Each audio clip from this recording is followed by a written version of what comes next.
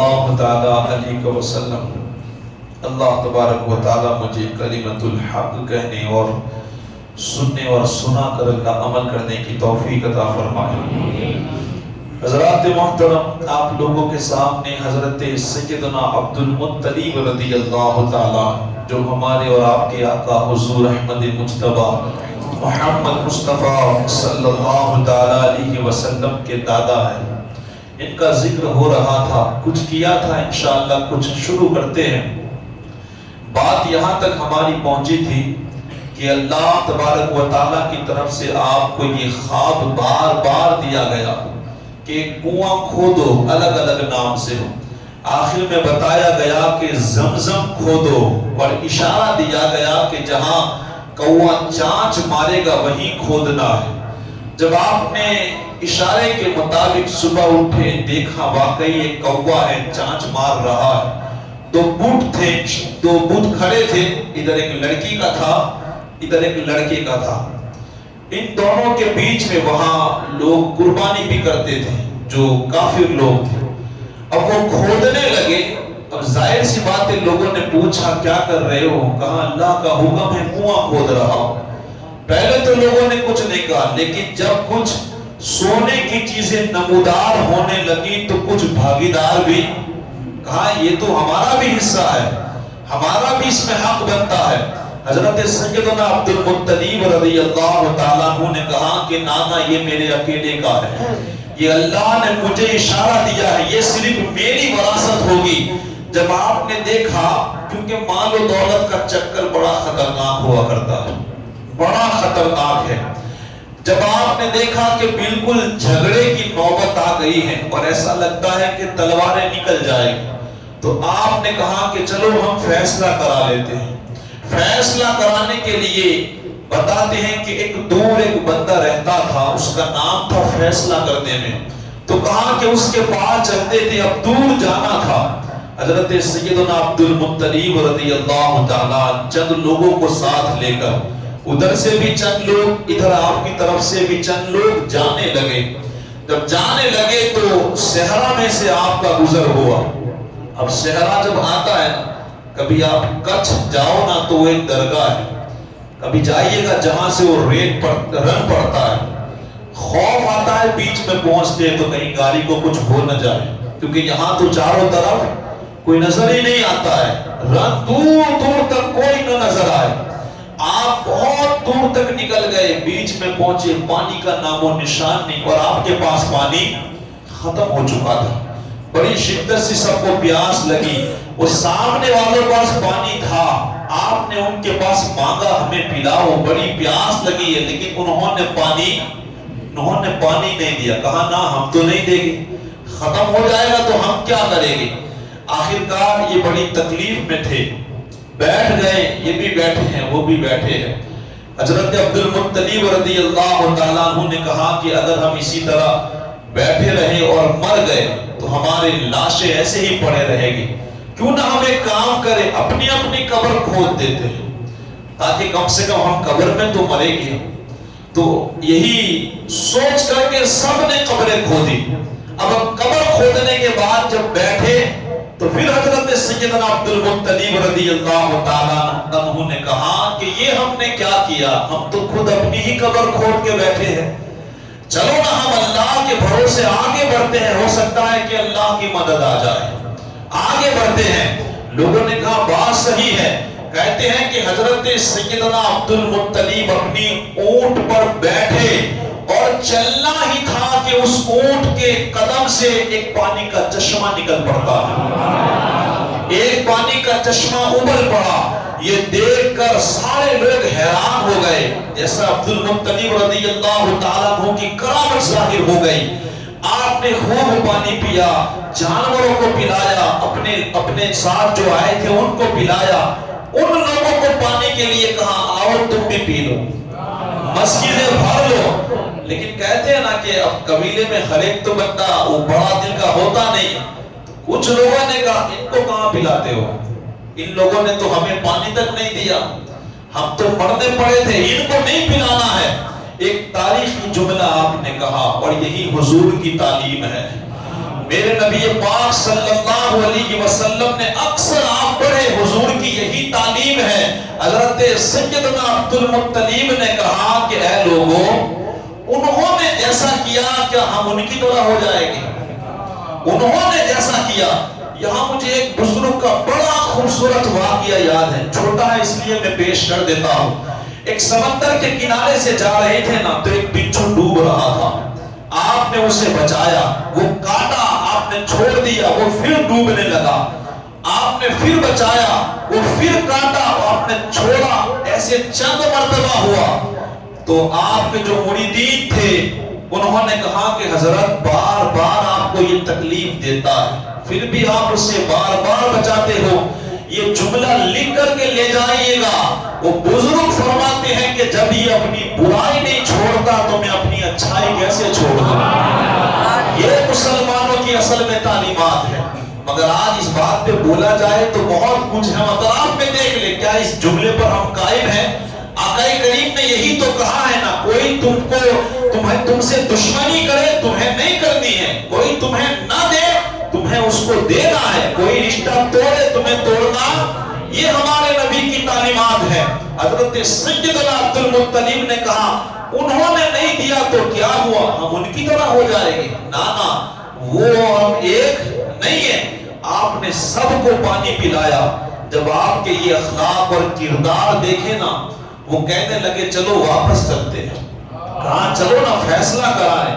کہا نہیں، اب آپ کی اونٹنی کے قدم سے چشمہ نکال کے خدا بتا رہا ہے کہ وہ زمزم کا کنواں بھی آپ کا ہے، ہمیں فیصلہ کرانے کے لیے آگے نہیں جانا ہے۔ کہتے ہیں کہ واپس آئے۔ واپس آنے کے بعد آپ نے اپنا کام شروع کیا۔ جب کھودنے لگے تو کافی سارے ہتھیار، سونے کی چیزیں نکلی، اور میں نے پڑھا کہ 2 ہیڑنے بھی باقاعدہ نکلی جو سونے کی بنائی گئی تھی، کسی نے تحفے میں پہلے بھیجی ہوگی۔ اب یہ جب ساری چیزیں نکلی نا تو کچھ اور نکل کے آئے۔ کہا نہیں، ہمیں تو حصہ دینا پڑے گا۔ اب پھر آئے، آپ نے دیکھا کہ جھگڑے کی نوبت پھر آ گئی تھی، اب لڑائی کی بالکل تیاری تھی۔ آپ نے کہا چلو ٹھیک ہے، ہم فال نکالتے ہیں۔ پہلے فالیں بہت نکالی جاتی تھی، تو ایک مثال دے کر میں سمجھاتا ہوں۔ جیسے کہ 3 آپ نے وہ گول گول راؤنڈ کیے، ایک میں خالی رکھا، ایک میں 2 ہیڑنے رکھ دی، اور ایک میں کچھ خزانہ رکھ دیا، اور 3 حصے پائے۔ کہاں ایک قوم کا ہے، ایک کعبے کا ہے، اور ایک میرا ہے۔ ایک کعبے کا، ایک میرا، اور ایک قوم کا، تم لوگوں کا۔ اب تیر پھینکتے ہیں، جہاں جس کا تیر گرے گا وہ اس کا نصیب۔ کہتے ہیں کہ تیر پھینکا گیا تو جو کعبے کا نام لکھا تھا وہ ہرنی پہ جا کر کے گرا، جو عبد المطلب کا نام تھا وہ خزانے پہ جا کے گرا، اور جو قوم کا نام تھا نا وہ خالی ہے وہاں جا کر کے گرا۔ حضرت سیدنا عبد المطلب نے کہا دیکھا آپ کا حقیقت میں کچھ نہیں ہے۔ اب اس شرط پہ وہ لوگ مان گئے۔ کہتے ہیں کہ وہ ہرنی، 2 روایتیں پائی جاتی ہیں، ایک تو کہ آپ نے پگھال کر کے کعبے کے دروازے پہ پترا وغیرہ آپ نے لگایا، اور دوسرا یہ کہ آپ نے اسے اندر رکھ دیا، بعد میں وہ کوئی چور گیا، چوری ہو گئی۔ خیر، حضرت سیدنا عبد المطلب رضی اللہ تعالیٰ عنہ، یہاں سے یہ ماجرا پتا آپ کی زندگی کی ایک بڑی خوبصورت بات، ذرا دل سے سنیے گا۔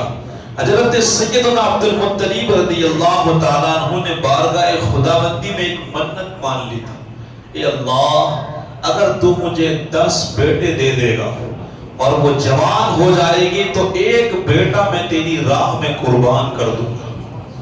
یہ کوئی معمولی بات ہے، منت تو مان لیا آپ نے۔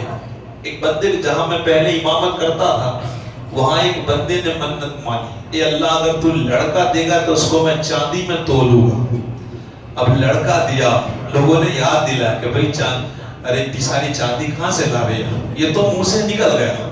تو کہنے کا مطلب کہ مانگنا ہوتا ہے تو بہت کچھ انسان مانگ لیتا ہے، لیکن دینے کی باری آئی تب امتحان ہوتا ہے۔ حضرت سیدنا عبد المطلب نے مانگ لیے اللہ سے، مالک 10 بیٹے دے، ایک بیٹا تیری راہ میں قربان کر دوں گا اگر 10 جوان ہو گئے۔ کہتے ہیں کتنے سال ہوئے ہوگے، سب کو جوان ہوتے ہوتے حضرت سیدنا عبداللہ رضی اللہ تعالیٰ، یہ سب سے چھوٹے بیٹے ہیں، جب ان کی عمر 18 سال کی ہوئی، یہ بھی بتایا گیا ہے کہ آپ مدد یاد آئی، اور ایک یہ بھی بتایا جاتا ہے کہ آپ کو خواب میں آگاہ کیا کہ اپنی منت کو پورا کرو۔ اللہ اکبر، اتنا سننا تھا، صرف اللہ کی محبت دیکھے۔ ایک مرتبہ جب اللہ کو زبان دے دی کہ اے اللہ اگر تو نے 10 بیٹے دے دیے، جوان ہو گئے، تو میں تیری راہ میں قربان کر دوں گا۔ اللہ اکبر، 10 بیٹوں کو آپ نے بلایا، بلانے کے بعد کہا کہ اے میرے بیٹوں، میں نے منت مانی تھی، کتنے نیک بیٹے ہوگے؟ کہا کہ میں نے منت مانی تھی کہ اگر میرے 10 بیٹے ہوئے، جوان ہوئے، تو میں ایک کو اللہ کی راہ میں قربان کر دوں گا۔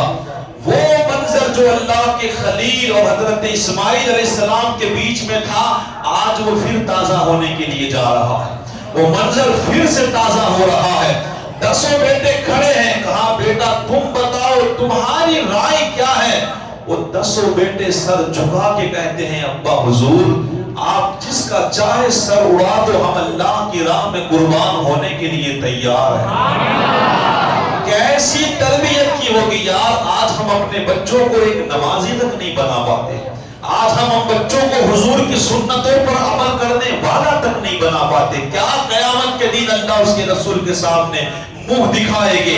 کیسی تربیت کی ہوگی، اللہ اکبر۔ لیکن آپ کے والد نے کہا نہیں، میں اپنی مرضی سے قربان نہیں کروں گا، میں تم سب کے بیچ میں ایک کوڑا اچھالوں گا، ایک چٹھی اچھالوں گا، جس کا نام نکلے گا اسی کو قربان کروں گا۔ کہتے ہیں کہ جب چٹھی اچھالی گئی تو حضرت سیدنا عبداللہ کا نام نکلا۔ اب یہ سب سے زیادہ حسین تھے، سب سے زیادہ خوبصورت تھے، اور کمال کی بات تو یہ ہے کہ نور محمدی انہی کی پیشانی میں تھا۔ اللہ نے انہی کو چنا کہ ان کو قربان کر دو۔ کہتے ہیں کہ آپ نے چھری منگائی، اپنے بیٹے کو لیٹا دیا، آستینیں چڑھا رہے ہیں، اللہ اکبر، یہ جذبہ کہاں سے لائیں گے؟ پہاڑ بھی اس وقت رو رہا ہوگا، فرشتے بھی یہ منظر دیکھ کر رو رہے ہوں گے مالک بچا لے، تیرے نبی کا نور ہے ان میں جلوہ گر ہے۔ اللہ کے فرشتے بھی خدا سے کہہ رہے ہوں گے، آسمان بھی رو رہا ہوگا، یہ کیسا منظر پھر سے دہرایا جا رہا ہے۔ اللہ اکبر، حضرت سیدنا عبداللہ رضی اللہ تعالیٰ عنہ کو لیٹایا گیا۔ آپ نے کہا نہیں، بس خدا کو زبان دے دی ہے، کتنا پیار ہوگا، اپنی اولاد کو قربان کرنے کے لیے تیار ہے، اپنی اولاد کو قربان کرنے کے لیے تیار ہے۔ آج ایک باپ کو پتا چلے نا کہ بیٹا نماز نہیں پڑھتا، خدا کے آگے نہیں جھکتا، اسے کوئی فرق نہیں پڑتا ہے۔ آج کے باپ کو پتا چلے نا کہ بیٹا عیاش ہے، فلمیں ڈرامے دیکھتا ہے، اس کا خون تک نہیں کھولے گا۔ آج کے باپ کو پتا چلے نا کہ یہ بگڑ چکا ہے، اس کے باپ کو ذرہ برابر احساس نہیں ہوتا۔ سوچے آپ ہم کہاں کھڑے ہیں۔ حضرت سیدنا عبد المطلب جب آگے بڑھے تو یہ ہوا کی طرح خبر پھیل گئی، بڑے بڑے سردار آ گئے، جب چہرہ دیکھ رہے تھے کہنے لگے عبد المطلب ایسا نہ کرو، اگر تمہارے جیسا انسان ایسی منت کر کے قربانی کر دے گا، یہ رسم کو بند کرنا بڑا مشکل ہو جائے گا، یہ بڑا سخت امتحان ہے خدا کے لیے، آپ ایسا نہ کریں۔ آپ نے کہا میرے راستے سے ہٹو، میں نے رب کعبہ کو زبان دی تھی، اے اللہ اگر تو نے 10 بیٹے دے دیے اور جوان ہو گئے، میں تیری راہ میں قربان کر دوں گا، میں اس رب سے کبھی بے وفائی نہیں کر سکتا ہوں۔ اس اللہ نے میری لاج رکھی، میری سنی، میں اس کی نافرمانی نہیں کر سکتا ہوں، تم ہٹو۔ لیکن کہتے ہیں کہ بڑے بڑے سردار بار بار پیش آئے، سمجھانے لگے آپ ذرا سمجھے، اس رسم کو آگے نہ بڑھائے، اگر یہ آگے بڑھ گئی تو اس رسم کو بند کرنا بڑا مشکل ہوگا، اس لیے کہ آپ کی ذات بڑی عرفہ و اعلیٰ ہے۔ لوگوں نے کہا ایک کام کرتے ہیں، ایک دور ایک کوئی کاہن کر کے تھا، کہاں اس کے پاس چلے جاتے ہیں، حجاز کے ایسا کچھ نام بتایا جاتا ہے، اس کے پاس جا کر کے رائے لیتے ہیں کہ بھئی ایسی منت مان لی ہے تو ہمیں کیا کرنا چاہیے۔ تو سارے لوگ اس کے پاس گئے، کہتے ہیں کہ بڑے بڑے سردار جب اس کے پاس گئے، جا کر کے اس سے مشورہ لیا کہ ایسی منت مان لی ہے تو کیا کرنا چاہیے۔ تو اس نے کہا کہ میرا تابعی آج آئے گا، تم کل آنا، میں تم کو کل جواب دوں گا۔ تو کہتے ہیں کہ یہ لوگ دوسرے دن گئے، جب دوسرے دن گئے تو اس کے تابعی جو تھا اس نے کہا کہ اس نے یہ مشورہ دیا ہے کہ پہلے یہ بتاؤ کہ جب ایک کوئی انسان کسی کو مار دیتا ہے تو اس کے بدلے میں کیا دیا جاتا ہے؟ تو کہا کہ ایک جان کا بدلہ ہمارے یہاں 10 اونٹ ہے۔ کتنے اونٹ ہیں؟ اگر کسی کو کوئی مار دے، سامنے والوں کو بدلہ لینا ہو تو اس کو کیا دینا پڑے گا؟ آدمی تو واپس آتا نہیں ہے، تو کچھ نہ کچھ تو ملکیت آج بھی ہوتا ہے نا۔ انسان مر گیا بھائی اب کیا کرے گی، تو پیسے کچھ نہ کچھ دیتا ہے سامنے سے۔ کہا کہ 10 اونٹ قیمت رکھی گئی تھی، کہا جاؤ ایک طرف 10 اونٹ کھڑا کرو، ایک طرف حضرت عبداللہ کو، اور کوڑا ڈالو۔ اگر اونٹوں کا کوڑا نکل گیا، اونٹوں کی چٹھی نکل گئی تو 10 اونٹ قربانی کر دو، تمہاری قربانی، تمہاری منت پوری ہو جائے گی۔ اور اگر عبداللہ کا نام نکلے تو ان 10 اونٹ کو قربان نہیں کرتا ہے، دوسرے 10 اس میں ملانے ہیں، تو کتنے ہو جائیں گے؟ 20۔ کہا پھر کوڑا ڈالو، اگر حضرت عبداللہ کا نام نکلے 10 پھر اکٹھا کرو، اور اگر اونٹ کا نام نکل جائے تو 20 قربان کر دو، قربانی ہو جائے گی۔ وہ لوگ آئے، حضرت عبد المطلب کو بتایا، 10 اونٹ کھڑے کیے گئے، حضرت عبداللہ کھڑے ہیں، کوڑا ڈالا گیا تو حضرت عبداللہ کا نام نکلا۔ کہتے ہیں کہ 10 اونٹ بڑھائے گئے، پھر چٹھی ڈالی گئی، پھر حضرت عبداللہ کا نام نکلا، اونٹ پھر بڑھائے گئے، 30 ہو گئے، تیسری چوتھی مرتبہ ڈالا گیا تو پھر حضرت سیدنا عبداللہ رضی اللہ تعالیٰ عنہ کا نام نکلا۔ اس طرح 40 ہو گئے، پھر ڈالا، 50 60 70 80 90 100 اونٹ تک یہ چلے گئے، ابھی تک اونٹ کی چٹھی نکل ہی نہیں رہی تھی۔ جب 100 اونٹ مکمل ہوئے اور اب جب کوڑا ڈالا گیا تو اب اونٹوں کی چٹھی نکلی۔ کس کی نکلی؟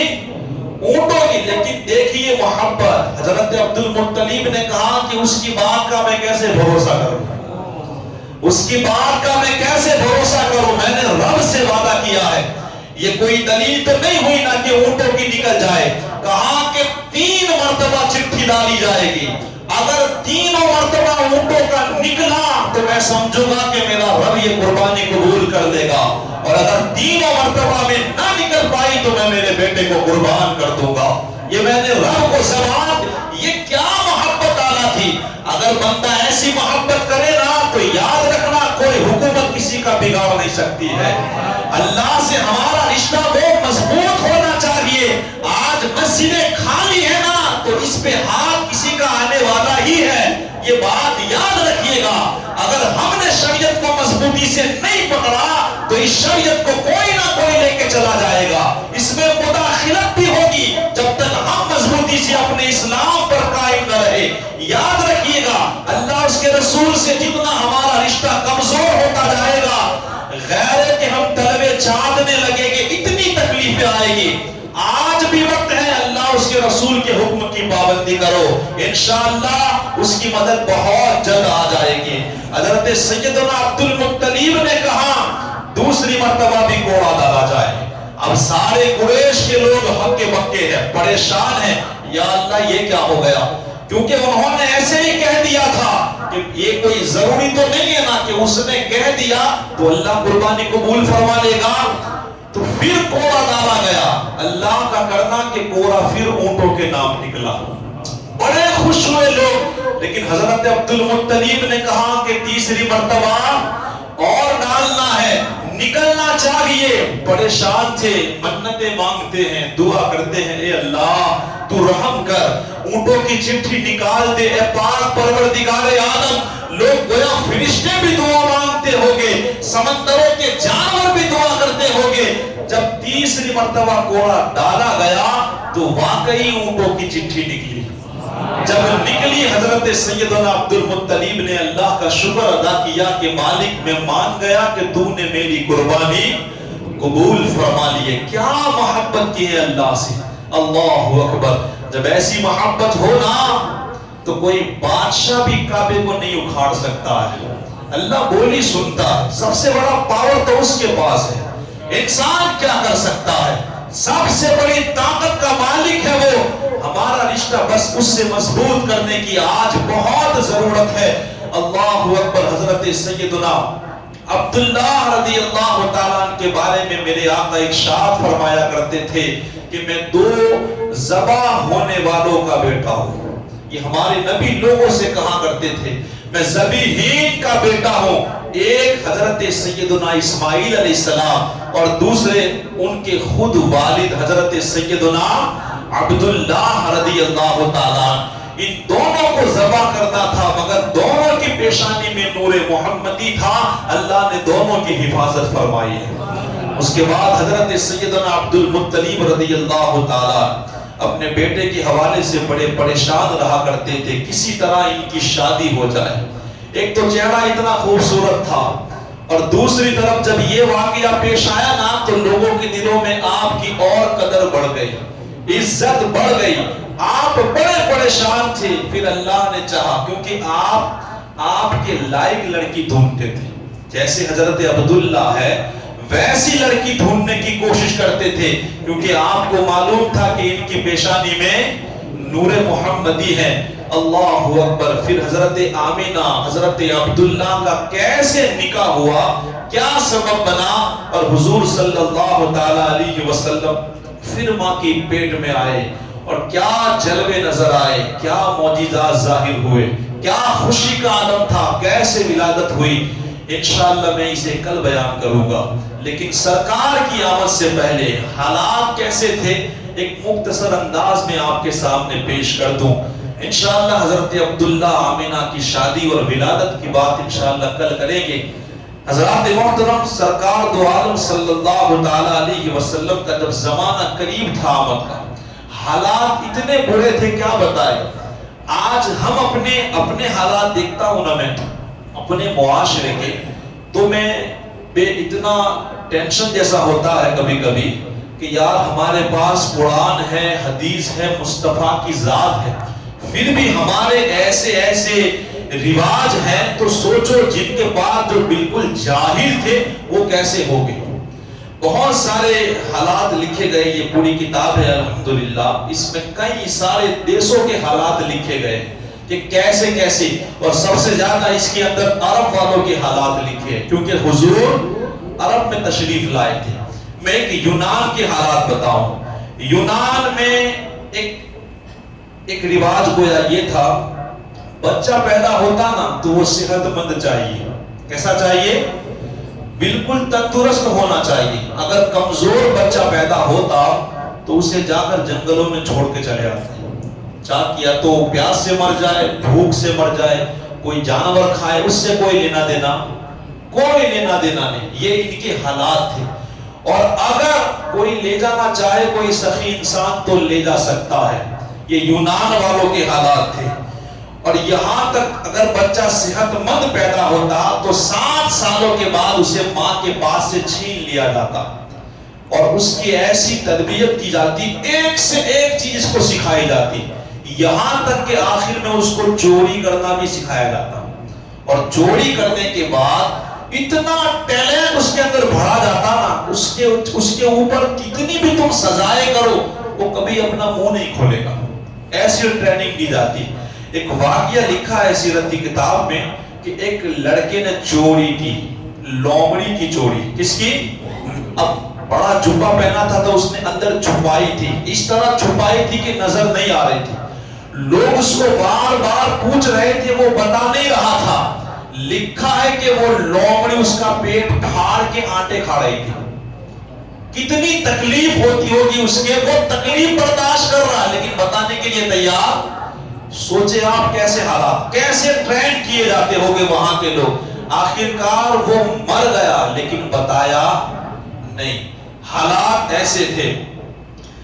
کہتے ہیں کہ ایران کے ایک حالات میں آپ کو بتاؤں، ایران میں اگر کوئی مر جائے نا تو اپنے دور کے نہیں، باپ ہے، بیٹا ہے، بھائی ہے، اگر کوئی مر جائے تو اس کے ساتھ ایسا رویہ کیا جاتا کہ روح کانپ جائے، کوئی دفن کرنے کے لیے تیار نہیں ہوتا، لوگ اسے دفن نہیں کرتے۔ آج بھی آپ یوٹیوب پہ سرچ کیجئے، اللہ کا بہت شکر ادا کرو گے، کئی لوگوں کو جلایا جاتا ہے، کئی لوگوں کو کتوں کے حوالے کر دیا جاتا ہے۔ اللہ کا شکر کرے یار، کبھی اپنے جنازوں کو دیکھے، یہ جو اتنی عزت دی ہے نا وہ اللہ کے رسول کے دین نے ہمیں عطا فرمائی۔ اللہ کے رسول نے ہمیں یہ عزت دی ہے، اتنی شان سے ہمارے جنازے کو لے کر کے جاتے ہیں، اور پھر بھی ہم اللہ اس کے رسول کے بے وفا رہے تو سوچ لیں مرنے کے بعد ہمارا کیا ہونا ہے۔ جس نے اتنی عزت دی ہم نے کیا وفا کر لی ہے اس کے ساتھ؟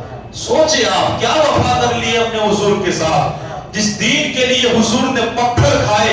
وقت ملا تو ضرور میں بتاؤں گا کتنی تکلیفیں برداشت کی۔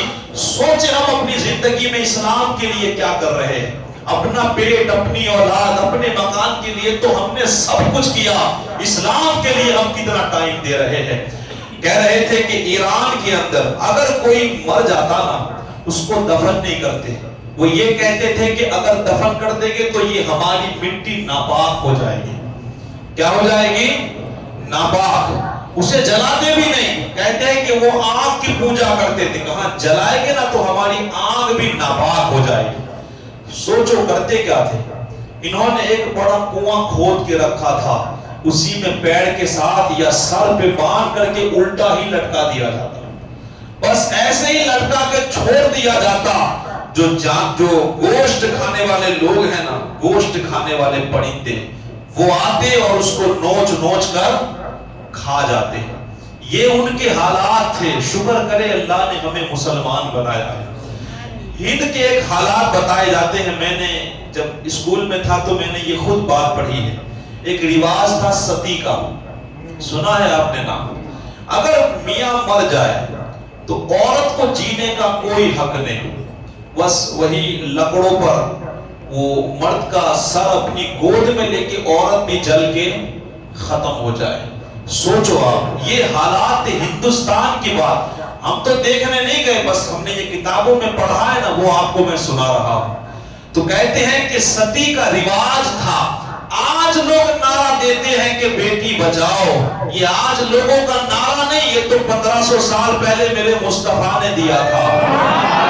الحمدللہ حضور نے صرف نعرہ نہیں دیا، لوگوں کو بتا دیا۔ سرکار کا زمانہ دیکھے، ان کے غلام ابو بکر کا زمانہ دیکھے، عمر کا زمانہ دیکھے، عثمان علی کا زمانہ دیکھے، عمر بن عبدالعزیز کا زمانہ دیکھے۔ کسی مائیں کے لال میں اتنا پاور نہیں ہوتا تھا کہ کسی لڑکی کے ساتھ بلاکار کر سکے، یہ حقیقت میں حاکم ہوا کرتے تھے۔ حضرت سیدنا عمر کا دور یاد کرے، ایک خاتون ہے، رات کا وقت ہے، اونٹ پر بیٹھ کر کے جا رہی ہے، حضرت سیدنا عمر لوگوں کی خبر لیا کرتے تھے۔ آج کے حاکم کیا حکمراں کرنے والے ہیں؟ حضرت سیدنا عمر نکلے اور اس خاتون کو دھیرے سے پوچھا، بہن تجھے ڈر نہیں لگتا ہے؟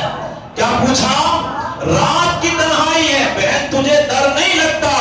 اس خاتون نے ایک کڑک جواب دیا، یا تو عمر کا انتقال ہو چکا ہے یا تم خود ہی عمر ہو۔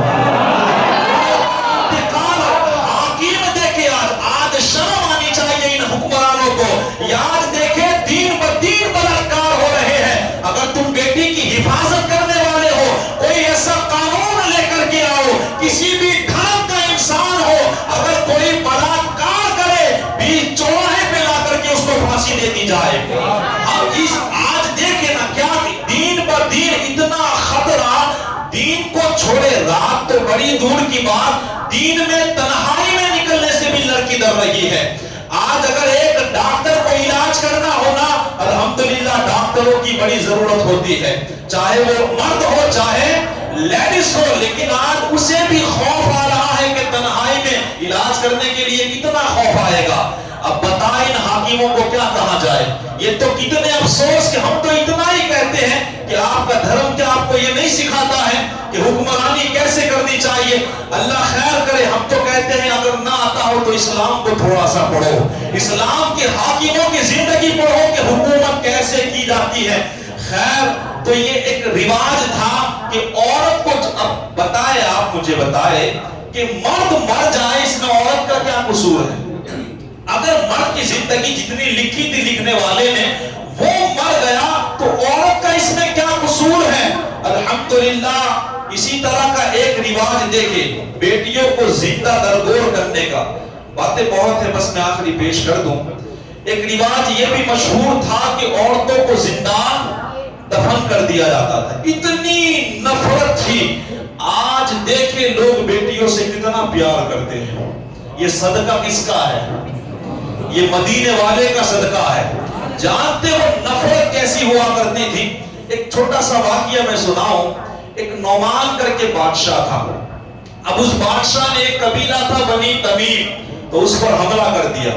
اب حملہ کر دیا تو کافی سارا مال بھی لوٹ کے لے گیا، اور لڑکیوں کو بھی لے گیا، لڑکوں کو بھی لے گیا۔